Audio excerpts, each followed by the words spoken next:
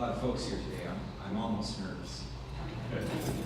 It's great to be here in Thunder Bay. As you can well imagine, ladies and gentlemen and friends, it's been quite an 8 to 10 week process for me.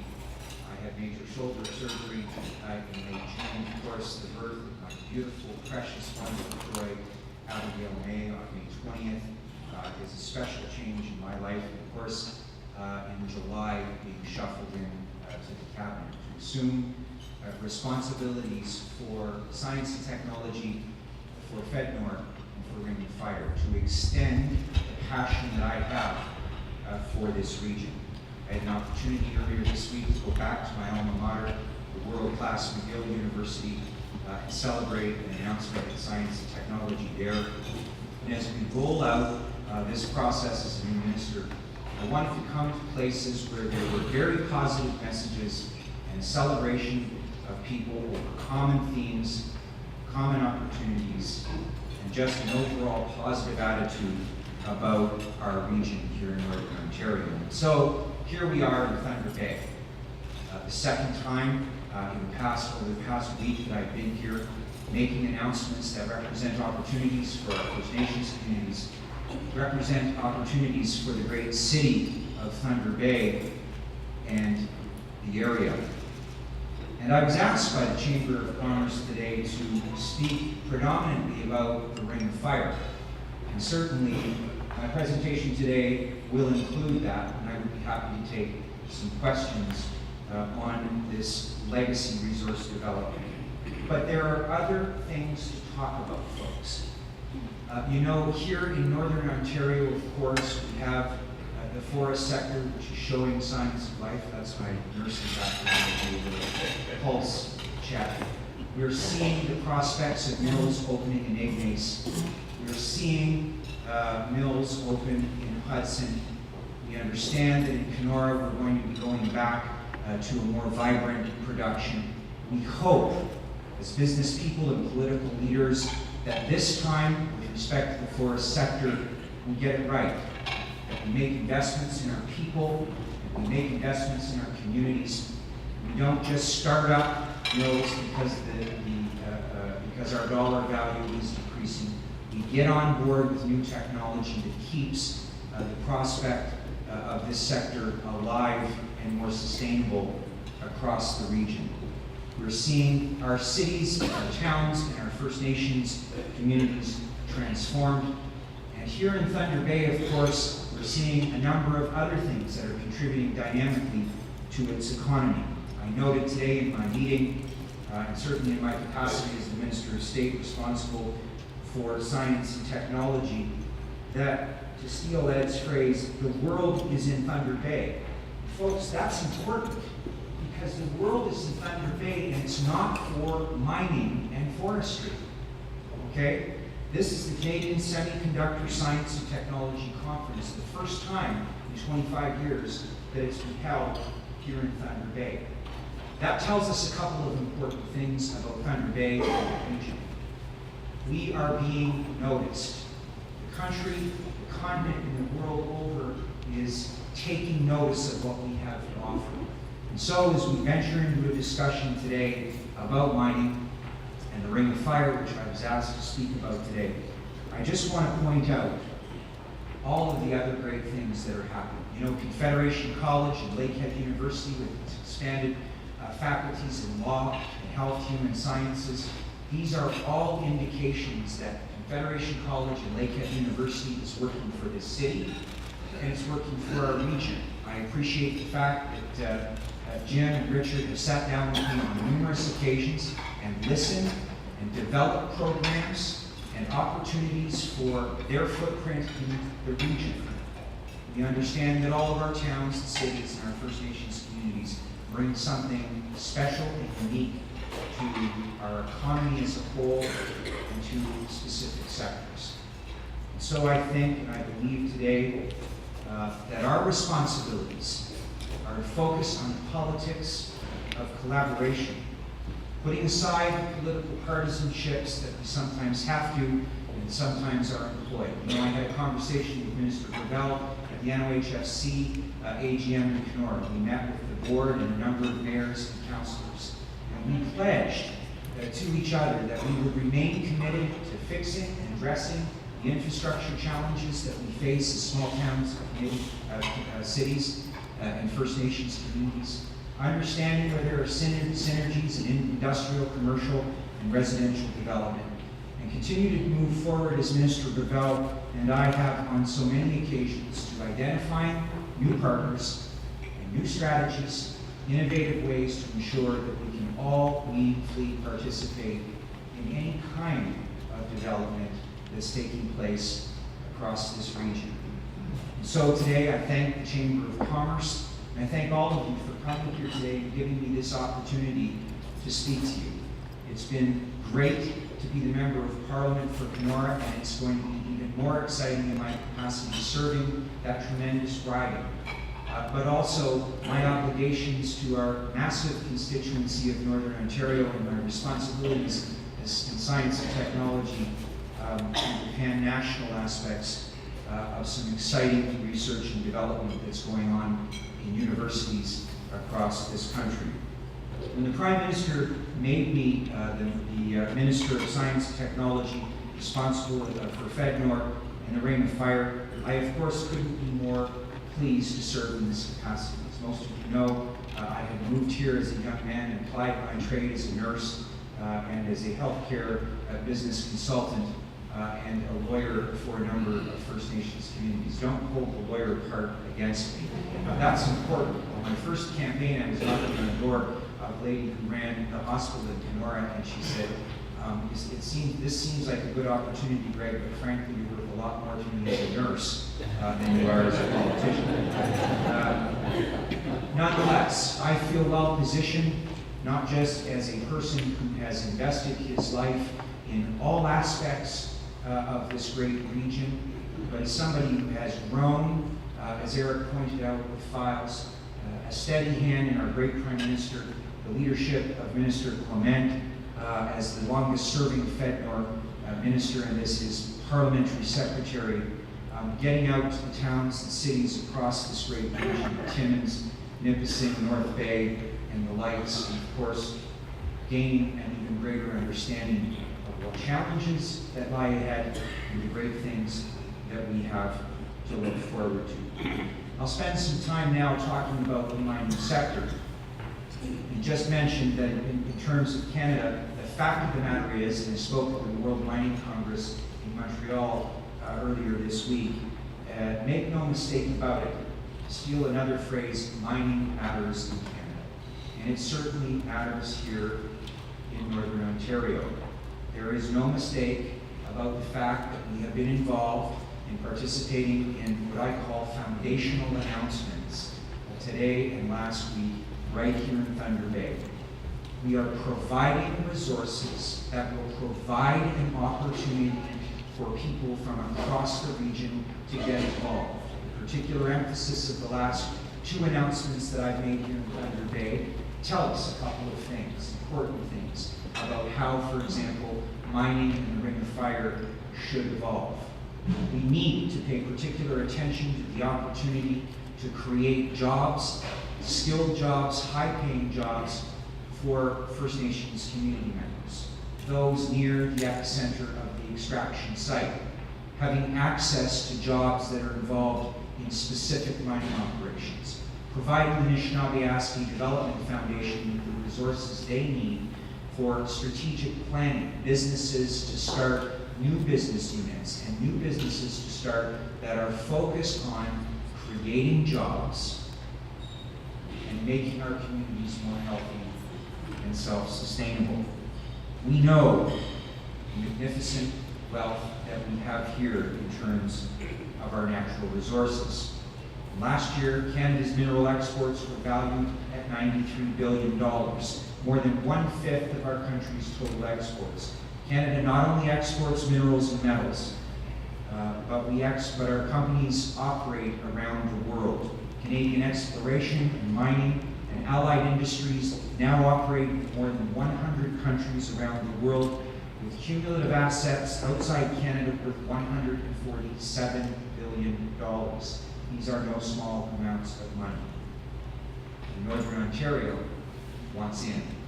Mining companies headquartered in Canada accounted for close to 40% of budgeted worldwide exploration expenditures in 2012. Nearly 330,000 Canadians are employed in the mining and the mineral processes and industries, creating employment opportunities in urban and rural areas like Northwestern Ontario and across the country. Furthermore, as we know full well, the mining sector is also an important employer of Aboriginal people in Canada. And our commitments this past week reflect that. I stress these words with emphasis. This is an opportunity for these First Nations communities and for these First Nations young people to take advantage of education and skills training that has a job in the line of sight. And I am confident that our relationships with Confederation College and KCATS, their educational coordinators, will put a specific emphasis on that. In Aboriginal Affairs and Northern Development, we have developed voluntary programs that help young people plan their life, plan their work life around the activities that are important to their community and important to this region. There is a great prospect for success, not just for First Nations communities. As I said in my meeting today with the Chamber of Commerce, notably, if 260, or let me be more positive, when 260 First Nations students from the Matawa communities are taking advantage of the program that I announced with Confederation College, students are moving in here with their families. They are buying furniture at your stores. They are buying the kinds of things for activities of daily living. They are making Thunder Bay an even more vibrant community because we are seeing in Kenora, in Lookout, in Thunder Bay, Sudbury, North Bay, and Timmins, a shift that I think we should celebrate, and that is young, dynamic First Nations people coming out, getting training. Some stay, some go back to their communities, but importantly, we offer a significantly improved notion or attitude about what's going to make Northern Ontario work in the future. That is,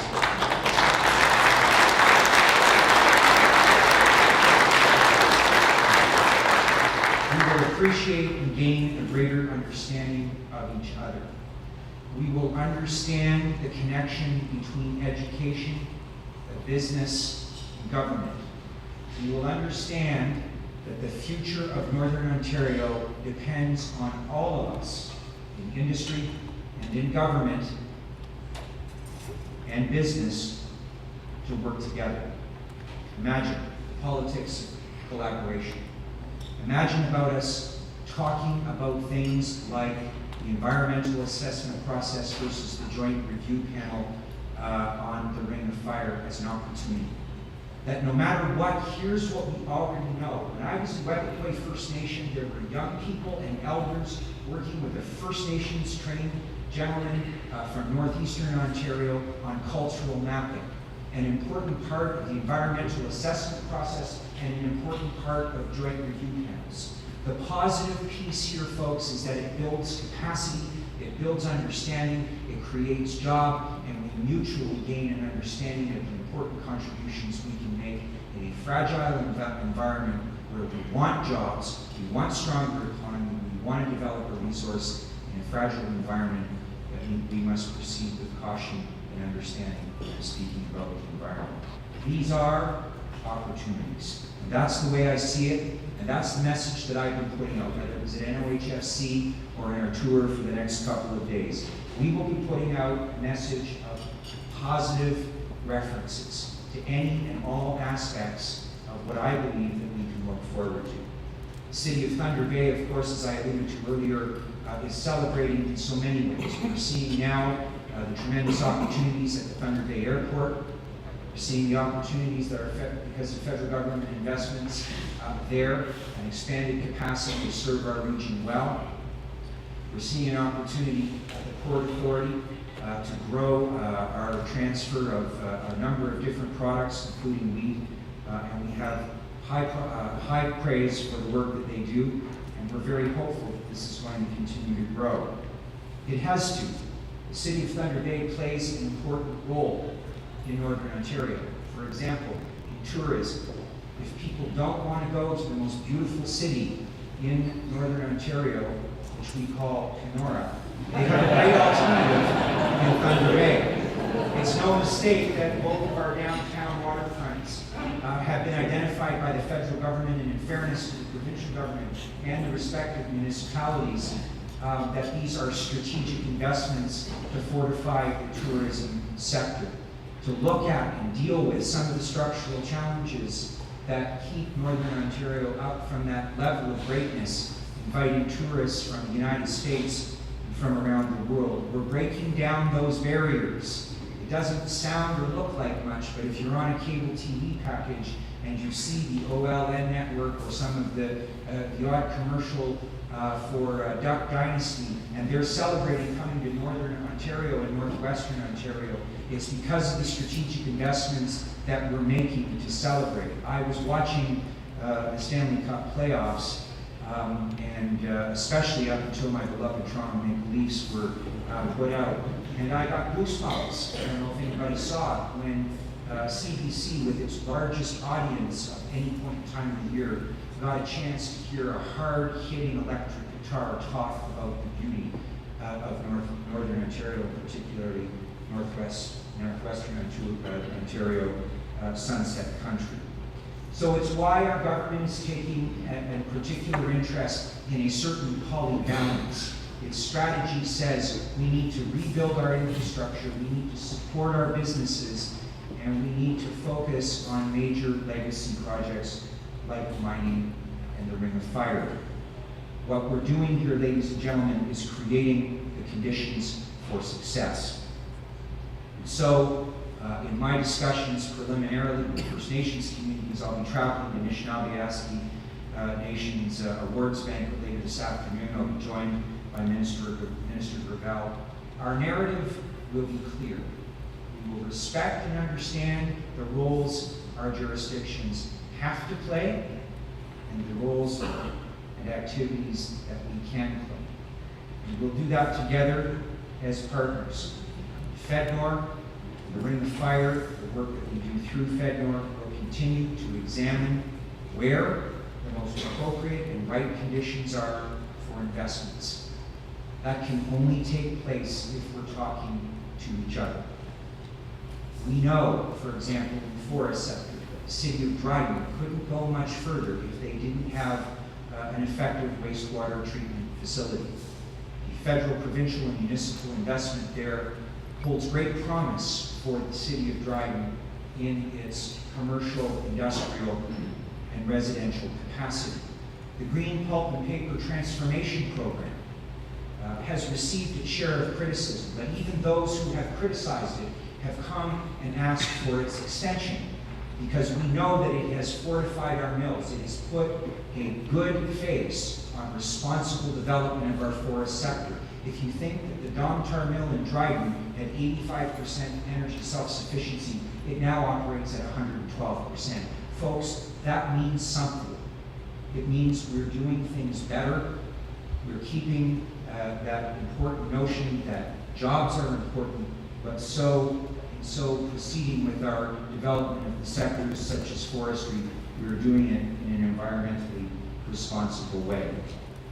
And so, ladies and gentlemen, I could talk at great length for a number of reasons, on a number of occasions that I've been here in Thunder Bay and across Northwestern Ontario in particular, where, because of geographic reasons, I have confined most of my activities outside of Aboriginal affairs and northern development. But the theme here, what we're looking to do, is to identify the towns and cities for their strengths. I made an anecdotal comment about Thunder Bay and Kenora and the tourism sector.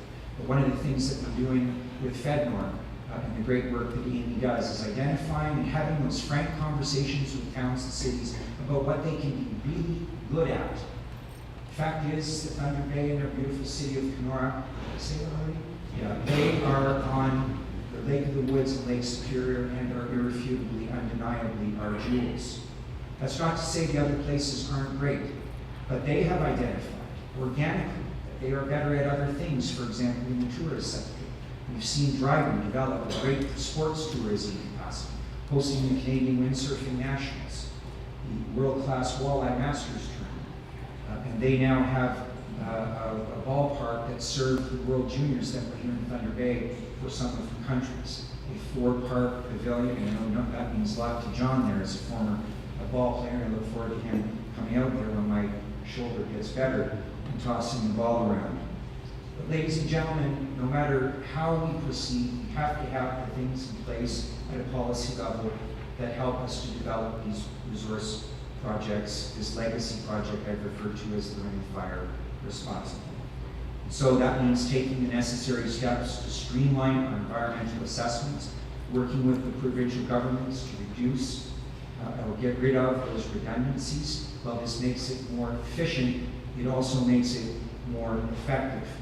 We have to have input from our First Nations communities, and as I alluded to earlier, we have robust participation when these things occur. People want to be involved. Our families want their children to be educated when, where, and if possible, right here in Northern Ontario, Northwestern Ontario. And they want them to stay here. And they want them to have high-paying, high-skilled jobs. They want them to have an entrepreneurial spirit. You know, Hobbsy and I have talked on a number of occasions about some of the things that this city and this great region, I'm speaking, of course, of your mayor, my dear friend. Sorry, Your Worship, I should have just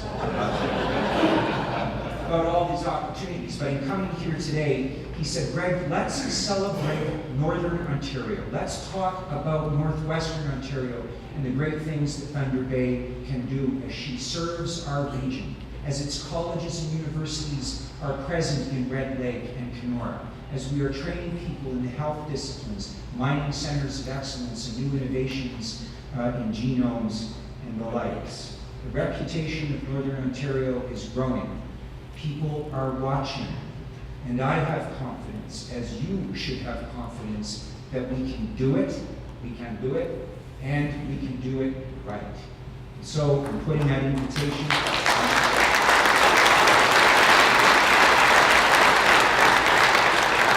I'm putting that invitation out to you as councillors of the city, mayors, councillors from across the region, as federal members of Parliament, provincial politicians, First Nations leadership, First Nations leaders in business. The task before us is great, but I believe that we have demonstrated already a thorough understanding of what needs to be done. I will not refer to any delays because of market conditions or environmental processes for the Ring of Fire, for example, in negative light. I have framed them as they should be, opportunities. We are here today because we want Northern Ontario and Northwestern Ontario to be an integral part of Canada's economy, to be a piston in our economic engine. And I believe we have the assets here, the resources, and most importantly, the people. We will work effectively together on power corridors. We will understand why and how they can work for the greater good of all of our communities. We will understand, as I've alluded to earlier, the training challenges that face us ahead. And as educators, and as businesses, and as governments, we will identify the right things to do and the right priorities. FedNor will continue to focus on community economic development, business growth, and innovation in a variety of economic development initiatives that drill down, no pun intended, on the priorities for Northern Ontario. That's what you can expect from me as the Minister of State responsible for science and technology, FedNor, and of course, the Ring of Fire. I hope, ladies and gentlemen, as we proceed into the question and answer period, that you take away from this discussion I've had today that my team is here to continue to build on the things that we've been doing well and improve collectively on the things that we can do better together. As I finish up, I just want to make it clear to folks that it was very important when I set up my team, my ministerial staff, that we took that bold but important step and made sure that the most senior people who were advising me about Northern Ontario, and the Ring of Fire in the context of FedNor, this legacy project, are from here. That is why I was glad to recruit and welcome aboard Mark Bright, who is no stranger to Washington.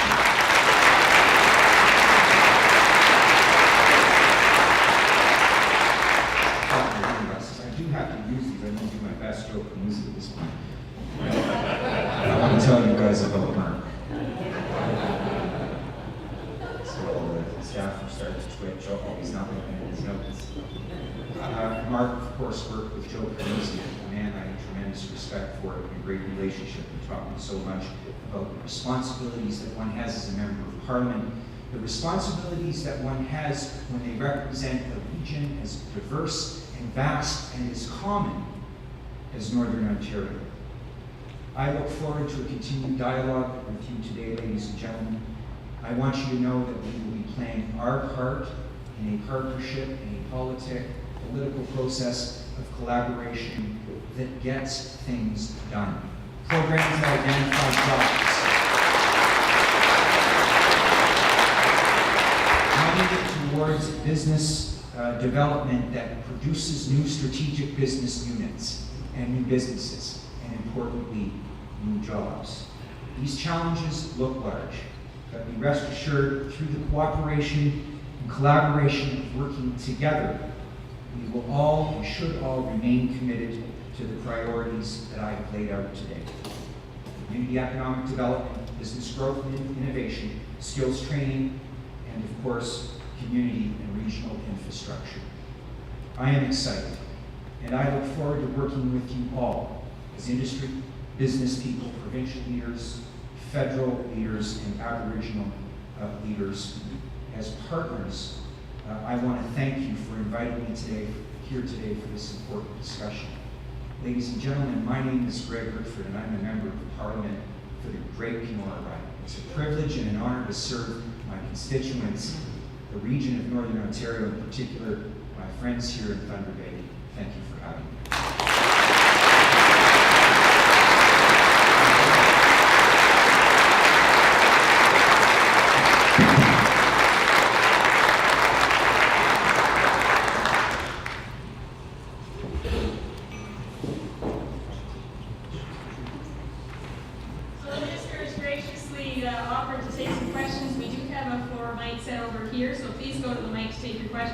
And when you do, please introduce yourself before your questions. So thank you so much.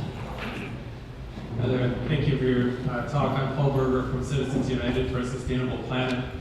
I want to ask you, I'm sorry to start with a difficult and maybe uncomfortable question. You talked about any other kind?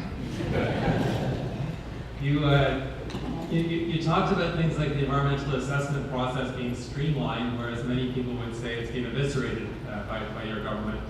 And I wonder what kind of confidence we can have that the Ring of Fire won't turn into a toxic legacy for our First Nations brothers and sisters when the company that's the main proponent has a troubling environmental record, you've got a troubling environmental record with the experimental lakes area, and your government is flat out assaulting science and scientists and the environmental assessment process. Sorry for starting with a difficult question. How can we be certain that you don't have to apologize for the question, Paul, because I'm not going to apologize for the answer. How does that sound?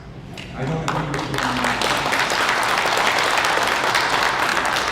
I have been at Webequay First Nations and seen those people participating in the cultural mapping, an essential part of the environmental assessment process. You would not say that it has been eviscerated.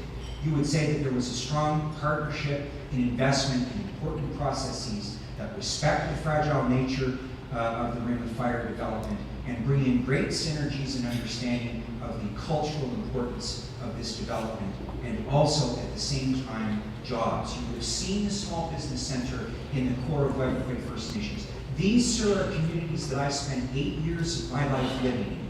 So I feel like I know a thing or two about them. With respect to the environmental assessment process versus the joint review process, this is a decision that the courts will make this fall. I remain positive because no matter what the outcome is, a couple of important things are going to happen. People are going to continue to build capacity and sensitivity around the environment. It will be a more effective and efficient process we will avoid redundancies as between different layers of governments, so that we can actually get to a place with timelines that we can all agree on with respect to any environmental process that proceeds. Thank you.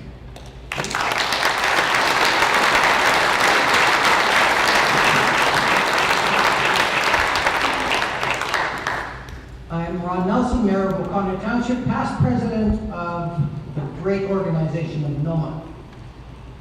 One thing I'd like to say is I agree 100% in what you say. What is good for the cities is good for the region, and what's good for the region is good for the cities. In regards to an environmental issue, I will give you a little bit of background. It has been exactly one fiscal year that NOMA and FedNor have requested to be part of the Canadian Boreal Forest Agreement. The three pillars of that agreement were the economic, the environmental, and the social impacts to communities. Our First Nations people have been shut out of the door, as well as all of our communities. I urge you that the Canadian Boreal Forest Agreement bring on the First Nations peoples as well as communities, because it is a vital part of economic growth that we do not want to see the environmentalists control, as well as industry trying to expand and bring in value-added products, grow their communities, but not be at the table with a say. So we would request, as Minister of FedNor, is that you bring that message back. Minister Gravel has had that message loud and clear, and that we would like to be at that table, because the decisions that are made must be scientific. We have yet to see them proven. It is run by the environmentalists. We all believe in our forestry industry. They are probably the best stewards of the forest worldwide, but yet our communities need to have that sustainable forestry industry to survive. My request is that you put us in a position that we can get back to discussing this and be part of the Canadian Boreal Forest Agreement. Thank you. Duly noted, Ron. I appreciate the important work that you've done, and of course I'm looking forward to working with Mayor Canfield and Vanette moving forward with that organization. I'll just briefly comment that I think it's important, you know, when Joe Camusi and I speak on a regular occasion, we've been talking most recently about the great work that IJC is doing, not just for the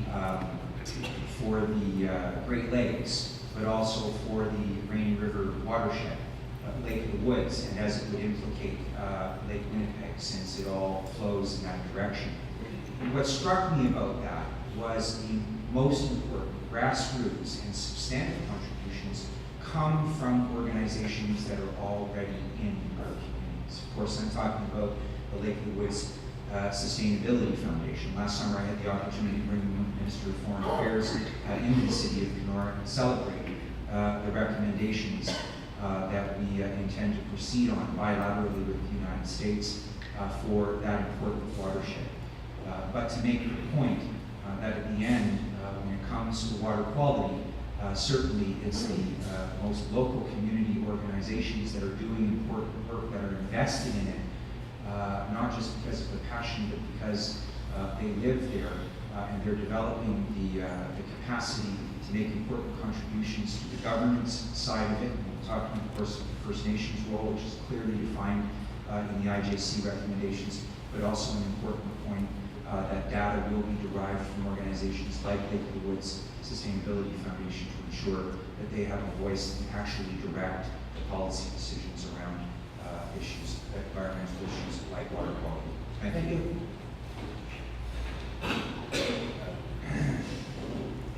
I can take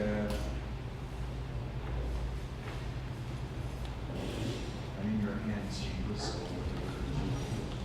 Kevin Sherlock, looking at Tribal Council. I'm sure the Minister's aware, so I just make the point for the people gathered here today that important as it is, the Ring of Fire is only one development on the stream, and the communities immediately adjacent to population, and not the only communities seeking support with training opportunities, etc., for potential employment opportunities. We have North American Lane, an established company, we have Stillwater going through its environmental process. So I just really wanted to bring that up, that Northwest Ontario is more than just a ring of fire. I completely agree. I hope that my discussion here today celebrated not just in terms of working outside of the mining sector, but across several different sectors. Kevin, and I appreciate, in fact, you raised Stillwater, another great example of where an environmental assessment process is working quite well. It's building capacity, it's creating jobs, and it's gaining a great appreciation for scale and scope of various developments. But you're absolutely right, and that's why I think our investments, particularly around Lakehead and Confederation College, have been focused on things like the Mining Center of Excellence, these kinds of groups that take a look at and consider all of the different developments. Of course, in Red Lake, we have some of the highest gold yields in the world, and sometimes that's lost on people, frankly. And if you talk to Mayor Vinette from time to time, they'll say there's a gold rush, but we don't know about it. That was until we started a relationship where municipalities were no longer wards of the province, that all three levels of government were working to correct, replace and rehabilitate some of the infrastructure requirements of our small towns and cities across northern Ontario, and to be sure that in some instances we understood there were going to be towns and cities with one industry, but in fact there are many towns and cities with more than just one industry or one sector, but that they could flourish in all parts of the region. I think that's what we're focused on too. Appreciate it. That's it.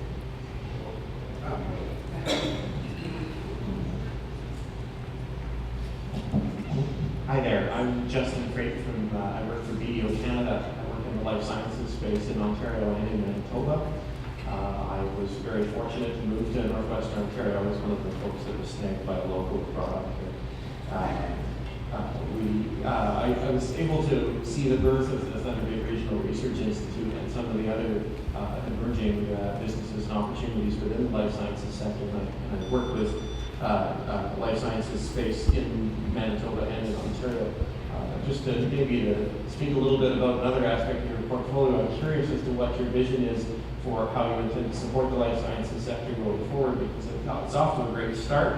There's some phenomenal capital investment, but it feels to me like it just needs just a little extra shove before it can be a fully sustainable sector. And which is very important to me, and I know it's very important to other people in the room. I'm wondering if you might be able to provide some comment. Yeah, I appreciate that, Justin. Of course, you can appreciate life sciences and health sciences are very near and dear to me. Starting as a northern nurse almost, I guess it's been 20 years ago, we saw the growth of a regional health center here in Thunder Bay dramatically improve the health outcomes of people from across the region, bringing in new diagnostic capacity that we had not seen ever, quite frankly. I think our federal government, in fairness, understood that with that, we needed to seize the opportunity to platform on major kinds of science and technology in the life sciences, and that's why our support for the cyclotron has put Thunder Bay in a position today to celebrate with the world the technology that's going on there. I can tell you from some preliminary briefings in science and technology and some initial announcements, the great work that the Natural Sciences Engineering Research Council does, working with and supporting universities. I announced a program the other day that focuses on one important thing. It's probably not widely known that Canada ranks #1 in basic research, and health and life sciences are a part of that. Where we want to see an improvement is translating that wonderful scientific idea into a product, into a job, and improving the quality and health of Canadians. That's a particular emphasis that I've put on in the narrative so far as I've just started. It's one I put at McGill that I referred to earlier. The physicist there was working with different kinds of radiation, and he said that one of the things that scientists are coming to understand more and more, and that their faculties are developing through this program that I announced, is taking from undergraduate to postdoctoral, creating an opportunity for a student to understand that it starts with an idea, and that university should be a place where those ideas run wild and get refined and good science occurs. But at some point, can it improve the quality of life of Canadians and create jobs? Can it get you a job when you actually decide to leave school? I can relate to that as a guy who spent 13 years in school. I went to McGill last week and I was like, man, it felt so wonderful. I was here. But this program, for example, helps them, gives them the tools, take an idea, involve themselves in internships with private sector, scientists working right there with industry to turn an idea into something that creates a job for them, creates a job for others, and improves, most importantly, the health outcomes of our communities. Thank you very much.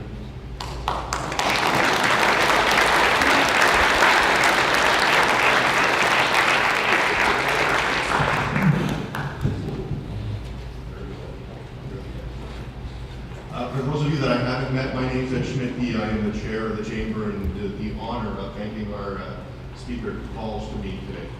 Let me first thank the minister for a point of clarification during his speaking notes. I know I was under the misconception that Toronto is the center of the universe. I feel much better now knowing it's Kenora. Who needs to see a tower when you got Husky the Muskie after all? So by way of thank you, let me start by asking a rhetorical question. Does it matter that Northwestern Ontario is back at the cabinet table for the first time in 7 years?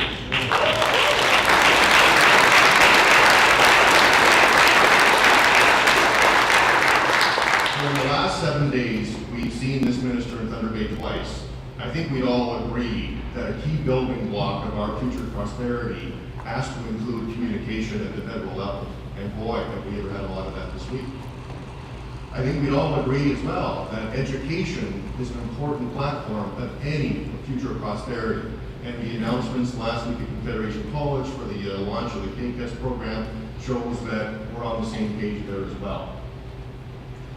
The Chamber Board had some time with the minister beforehand, and I can tell you firsthand, this is a fellow that understands the local issues.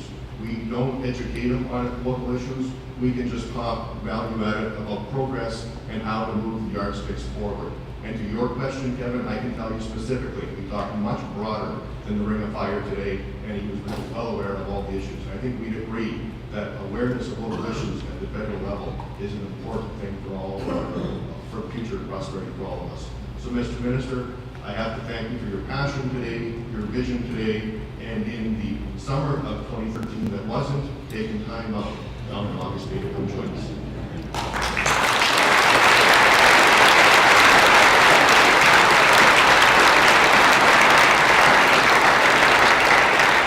Before we run off, I'd also like a couple other thank yous. I'd like to thank Eric Gouy and Cliff Natural Resources for sponsoring the event today. I think we all know that the mining sector isn't exactly flush with cash these days, so we thank Eric and we thank Cliff for supporting us at a difficult time. Thank you very much.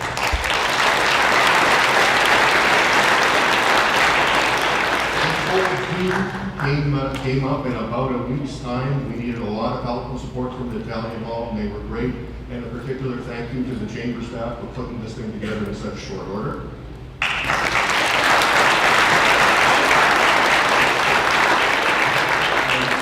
And lastly, and certainly not of any less importance, we did not expect over 175 people. So thank you all as chamber members. Thank you for supporting the event. Thank you for coming and listening to our honored guest today.